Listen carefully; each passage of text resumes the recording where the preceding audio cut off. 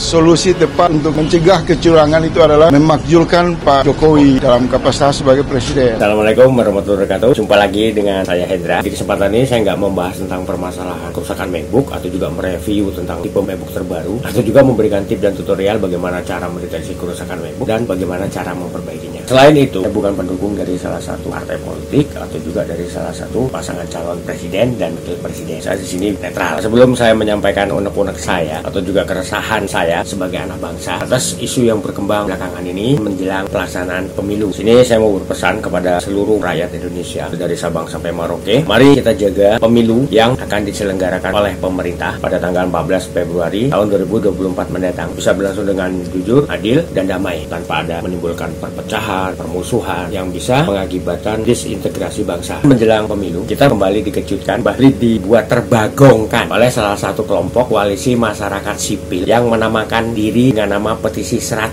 petisi cepat. Kelompok koalisi masyarakat sipil atau petisi 100 mendatangi kantor Menko Polhukam pada Selasa 9 Januari 2024 untuk menemui Bapak Mahfud MD, Menteri Koordinator Bidang Politik, Hukum, dan Keamanan. Kelompok petisi 100 meminta kepada Bapak Menko Polhukam untuk memakzulkan Bapak Presiden Jokowi dari jabatannya sebagai Presiden Republik Indonesia yang sah dan dipilih langsung oleh rakyat. Alasan petisi 100 meminta untuk memakzulkan Bapak Jokowi karena kelompok petisi 100 menuding bahwa pemerintahan Bapak Presiden Jokowi sudah melakukan praktik kekuasaan yang korup dan berwatak dinasti politik. Selain itu, alasan petisi 100 meminta untuk memakzulkan Bapak Presiden Jokowi tujuannya adalah untuk mencegah kejahatan politik cawe-cawe yang dilakukan oleh Bapak Jokowi dan keluarga intinya. Jadi, cara untuk menghentikan intervensi kekuasaan yang dilakukan oleh Bapak Jokowi pada pemilu tahun 2024 yaitu dengan cara memakzulkannya atau memaksa Bapak Jokowi untuk turun dari jabatannya sebagai Presiden Republik Indonesia. Sebenarnya isu untuk memajulkan Bapak Presiden Jokowi bukanlah isu yang baru yang digaungkan dan disuarakan. Tapi isu ini sudah sejak lama digaungkan dan disuarakan oleh kelompok pembenci Bapak Presiden Jokowi. Masih segar dalam ingatan kita. Isu pemakzulan Bapak Presiden Jokowi yang dimotori oleh Mbah Amin Rais. Bahkan pada saat itu Mbah Amin Rais mau menggerakkan people power untuk menuntut pemakzulan Bapak Jokowi dari jabatannya sebagai Presiden. Kemudian pernyataan sikap dari Ketua BEM UI memberikan ultimatum kepada Bapak Presiden Jokowi apakah mau turun secara baik-baik dari jabatannya sebagai Presiden Republik Indonesia atau mau dengan cara berdarah-darah. Mari kita lihat apakah Presiden Jokowi ini mau mengakhiri kekuasaannya dengan baik atau dengan berdarah-darah. Hebat orang Ketua BEM memberikan ultimatum kepada Bapak Presiden apa mau turun secara baik-baik atau dengan cara berdarah-darah. Nah, setelah nggak beberapa lama masih segar dalam ingatan kita, pemberian gelar yang dilakukan oleh BEM UGM menobatkan Bapak Jokowi sebagai alumnus yang memalukan. Kalau bicara tentang isu atau tentang suara-suara miring untuk menyerang Bapak Jokowi itu kita udah nggak kaget lagi dan kita udah kebal nih dengar dari segala sisi Bapak Jokowi itu serang. Bahkan hujatan dan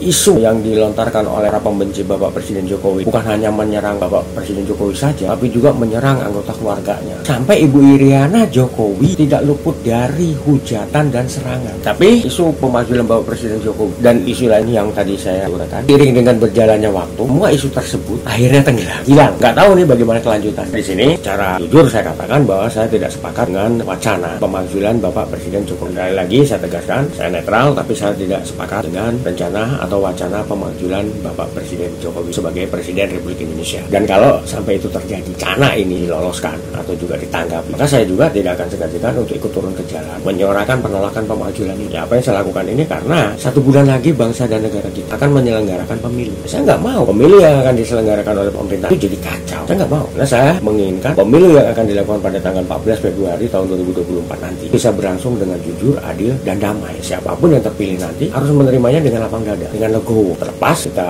pendukungnya atau bukan pendukungnya, ya kita terima. Inilah keputusannya. Karena yang memilih secara langsung adalah rakyat. Nggak seperti pada waktu pemilihan calon presiden pada waktu pemilu sebelumnya. Belum ada undang-undang pemilihan langsung presiden. Presiden dipilih oleh anggota dewan. Nah, saat ini kembali menjelang pemilu yang akan diadakan pada tanggal 14 Februari tahun 2024 nanti, rakyat Indonesia kembali dihebohkan dengan isu pemakzulan Bapak Presiden Jokowi. Ini yang disuarakan oleh kelompok petisi 100 atau petisi cepat. Tadi juga ya sudah saya singgung, kita tahu siapa orang-orang yang tergabung dalam kelompok petisi 100. Itu masih orang-orang lama, orang-orang yang dulu memegang people power untuk memajukan Bapak Presiden Jokowi. Tapi seiring berjalannya waktu hilang. Ini masih orang-orang lama, cuma namanya aja yang diganti. Ini dengan nama petisi 100. Kalau saya bilang, mereka adalah kelompok barisan sakit hati dan pembenci Bapak Presiden Jokowi. Selama ini mereka hanya membuat gaduh dan hanya membuat ricuh dengan isu-isu yang mereka suarakan. Apalagi untuk kali ini mereka menyuarakan untuk pemakzulan Bapak Presiden Jokowi mendatangi Menko Polhukam Bapak Mahfud MD agar segera memproses aduan yang mereka suarakan untuk memakzulkan Bapak Presiden Jokowi, karena mereka tidak percaya kontestasi pemilu yang akan diadakan nanti berjalan dengan secara jujur dan secara adil. Dan mereka juga meminta pemilu tanpa Pak Jokowi. Ini kan sangat aneh. Menjelang pemilu ada kelompok yang meminta untuk memakzulkan Pak Jokowi sebagai Presiden Republik Indonesia, sehingga menimbulkan satu pertanyaan dalam diri saya pribadi dan mungkin juga rakyat Indonesia. Ada apa di balik semuanya ini? Apakah isu ini hanya sebagai pengalihan perhatian, atau karena ada pendukung paslon, pasangan calon yang panik bahwa paslon yang mereka dukung akan kalah di pemilu nanti? Atau bisa jadi ini untuk menaikkan elektabilitas salah satu paslon agar elektabilitas paslon itu naik, atau malah sebaliknya, tujuan dari kelompok petisi 100 menyuarakan untuk memakzulkan Bapak Presiden Jokowi malah untuk menjatuhkan elektabilitas dari salah satu paslon agar elektabilitas paslon tersebut jatuh. Karena kebetulan Menko Polhukam Bapak Mahfud MD pada pemilu tahun 2024 ikut menjadi salah satu kontestan peserta pemilu itu sebagai cawapresnya Pak Ganjar Pranowo yang diusung oleh Partai PDI Perjuangan dan Partai Koalisi yang juga mendukung pencalonan Pak Ganjar Pranowo dan Bapak Mahfud MD sebagai pasangan calon presiden dan wakil presiden. Atau dibalik isu yang disuarakan oleh kelompok petisi 100 ini ada pesanan asing. Yang kita tahu sendiri, menjak Bapak Presiden Jokowi menjabat sebagai Presiden Republik Indonesia, berbagai kebijakan dilakukan oleh Bapak Presiden Jokowi. Salah satunya tentang pengelolaan kekayaan sumber daya alam Indonesia. Ini pengelolaan kekayaan sumber daya alam Indonesia. Untuk pengelolaannya Bapak Presiden Jokowi melakukan berbagai macam kebijakan. Kebijakan yang dilakukan oleh Bapak Presiden Jokowi anggap oleh negara asing sangat merugikan mereka. Misalnya masalah hilirisasi untuk pengelolaan hasil tambang. Itu nggak boleh lagi diekspor atau dibawa ke luar negeri dalam bentuk bahan mentah, tapi harus diolah di dalam negeri. Kalau kita suruh kirim bahan mentah terus stop. Jangan berpikir Indonesia akan kirim bahan mentah. Nikel pertama, udah stop. Tahun depan mungkin bisa stop bauksit. Dan kebijakan tersebut bagi asing sangat merugikan mereka. Nah, biar semua kebijakan yang dilakukan oleh Bapak Presiden Jokowi selama menjabat sebagai Presiden Indonesia tidak berlaku lagi. Itu dengan cara memakzulkan Bapak Presiden Jokowi dari jabatannya sebagai Presiden sebelum masa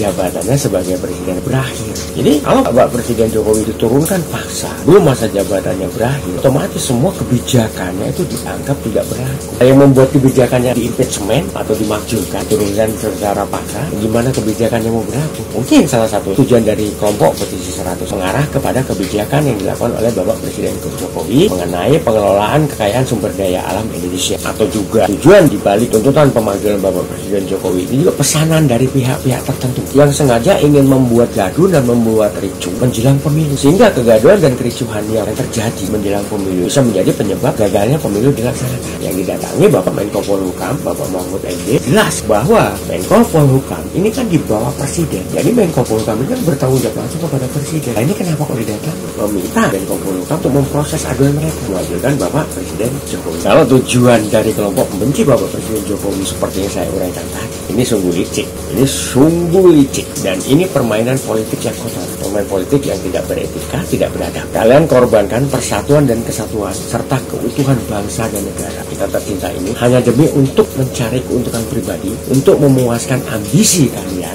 untuk memuaskan ego kalian, untuk membela kepentingan kelompok kalian atau juga paslon yang kalian dukung, serta untuk membela kepentingan asing. Dan secara nggak langsung, kalian sudah memberikan kesempatan kembali kepada asing untuk menguasai kembali dan mengeruk kekayaan sumber daya alam Indonesia yang hanya menguntungkan asing.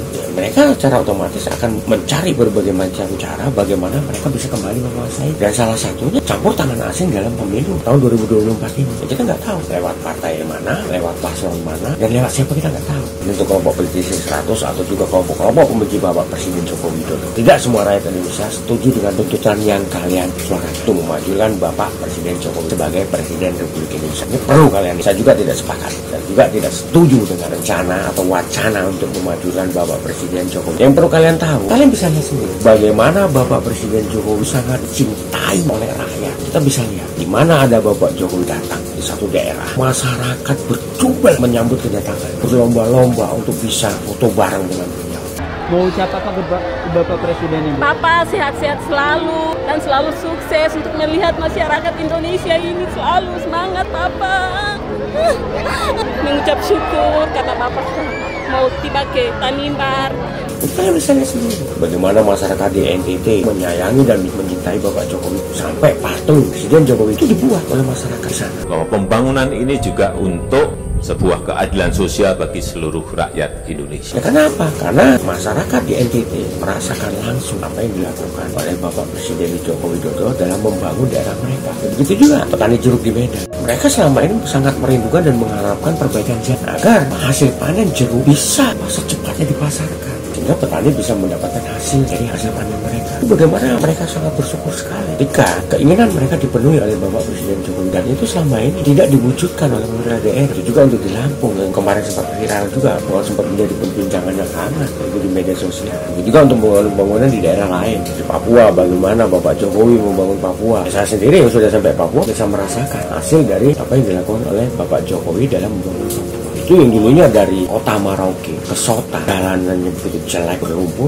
Saat ini itu jalannya itu mulus. Ini yang perlu kalian ingat. Itu kelompok-kelompok benci Bapak Presiden Jokowi yang menuntut untuk memajukan Bapak Presiden Jokowi. Kalian perlu ingat, mungkin jumlah yang mencintai Bapak Presiden Jokowi karena puas dengan kinerja yang dilakukan oleh Bapak Presiden Jokowi lebih banyak daripada jumlah kalian. Dan ini pendukung Bapak Presiden Jokowi tak menginginkan agar Bapak Presiden Jokowi bisa menyelesaikan tugas dan tanggung jawabnya sebagai Presiden Republik Indonesia sampai masa jabatan selesai. Jadi untuk kelompok petisi 100, jangan mimpi kalian mau memajukan Bapak Presiden Jokowi. Sudah pasti rakyat yang memilih dan memberikan mandat kepada Bapak Jokowi untuk menjabat sebagai Presiden Republik Indonesia akan menentang rencana kalian, akan melawan rencana kelompok barisan sakit hati dan kelompok pembenci Bapak Presiden Jokowi. Ya, kalian hanya kelompok yang bisanya cuma bikin gaduh dan bikin ricuh dengan isu-isu yang kalian suarakan. Dan tujuannya apalagi kalau bukan untuk mencari keuntungan pribadi untuk diri kalian sendiri dan untuk kelompok kalian. Nah, selain itu nih, kalaupun keinginan untuk memajukan Bapak Presiden Jokowi ini ditanggapi oleh anggota DPR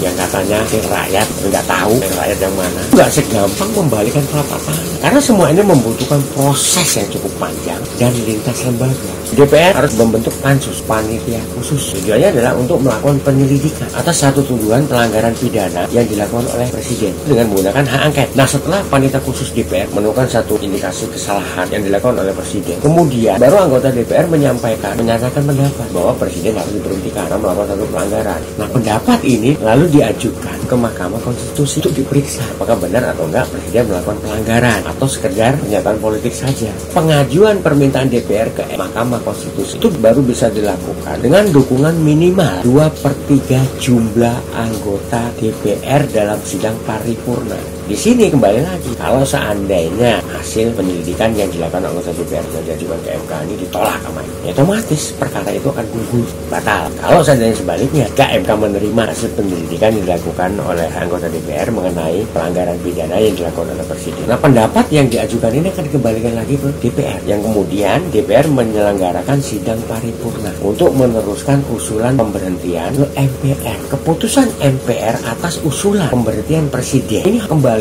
harus diambil dalam rapat paripurna yang harus dihadiri sekurang-kurangnya 3/4 dari jumlah anggota. Bisa dibayangkan bagaimana proses, bukan hanya memakan waktu yang cukup panjang, juga sangat menguras tenaga dan pikiran. Dan belum tentu juga dari semua anggota DPR itu mensetujui untuk memajukan Bapak Presiden Jokowi. Nah, kalau menurut pendapat saya pribadi, buat anggota DPR yang terhormat, daripada kalian ngurusi tuntutan untuk memajukan Bapak Presiden Jokowi dan bisa berpotensi menimbulkan kegaduhan serta gagal pemilu tahun 2024, alangkah lebih baik kalian nih anggota Dewan yang terhormat membahas rancangan undang-undang sita aset koruptor yang diajukan oleh Bapak Presiden Jokowi beberapa waktu yang lalu. Kita terus mendorong agar RUU perampasan aset itu segera diselesaikan. Penting sekali undang-undang ini, penting sekali. Saya sudah sampaikan kepada DPR, kepada kementerian yang terkait dengan ini, segera selesaikan. Kalau sudah rampung ya bagian saya untuk terbitkan surprise secepatnya. Sudah kita dorong, sudah lama kok, saya nggak rampung-rampung. Untuk kalian bahas dan kalian sahkan menjadi undang-undang untuk memberantas korupsi yang ada di negara kita. Lebih baik itu yang kalian bahas dan kalian sahkan.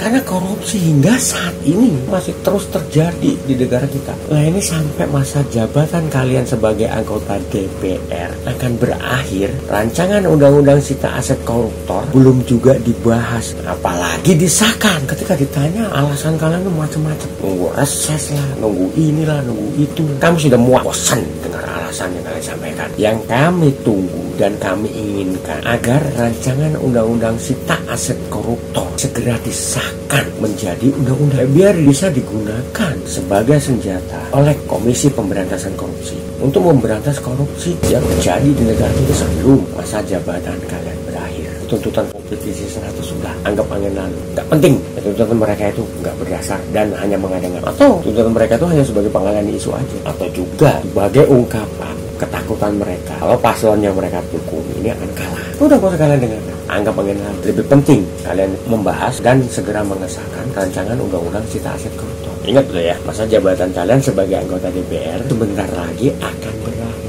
Masa iya kalian tidak ingin meninggalkan kesan yang baik yang akan selalu dikenang oleh rakyat dan mungkin juga akan ditulis dalam catatan sejarah perjalanan bangsa dan negara Indonesia dalam memberantas korupsi, bahwa anggota DPR periode tahun 2019 sampai tahun 2024 belum masa jabatannya berakhir dengan berani mengesahkan rancangan undang-undang sita aset koruptor. Gak mau, ini kan dikenang ya, kalau seandainya nanti Indonesia bebas dari korupsi, ini otomatis nama kalian akan dikenal dengan mengesahkan rancangan undang-undang sita aset koruptor. Atau sebenarnya kalian itu tidak berani membahas atau juga mengesahkan rancangan undang-undang sita aset koruptor karena kalian takut rancangan undang-undang sita aset koruptor yang kalian bahas dan kalian sahkan akan jadi senjata makan tuan yang menghantam balik kalian. Kenapa? Karena kalian bagian dari pelaku korupsi. Kalau kalian bukan bagian dari pelaku korupsi, kenapa takut untuk membahas rancangan undang-undang sita aset koruptor dan segera mengesahkan sebelum masa jabatan kalian berakhir? Ya kalian buktikan kepada rakyat yang sudah memilih kalian